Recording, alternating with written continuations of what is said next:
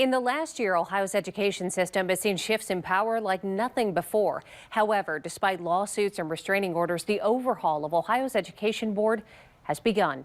The state of education is our big story today. Last year, Ohio changed who oversees K-12 education across the state.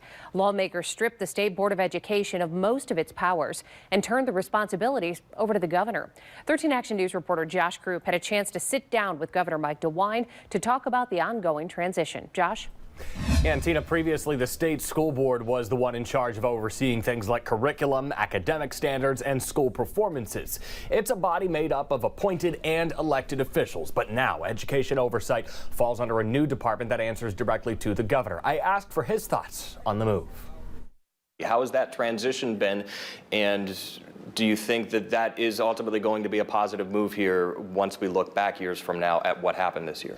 Well, you know, before that law was passed that gave the governor the authority in regard to the Department of Education, we had a kind of a strange situation when you think about it. I would sit down with my cabinet and I had the director of the natural resources, I had the director of our highways and all the other state agencies except one. And that was the most important, and that's the Department of Education. And so it was not under the governor.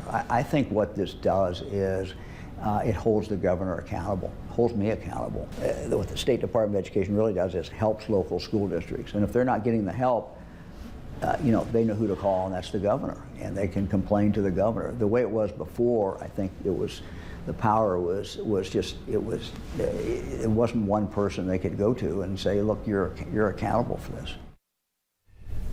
As for those current state school board members, their roles have really dwindled down to really only having the ability to pick a new state superintendent and hear teacher discipline cases. Tina.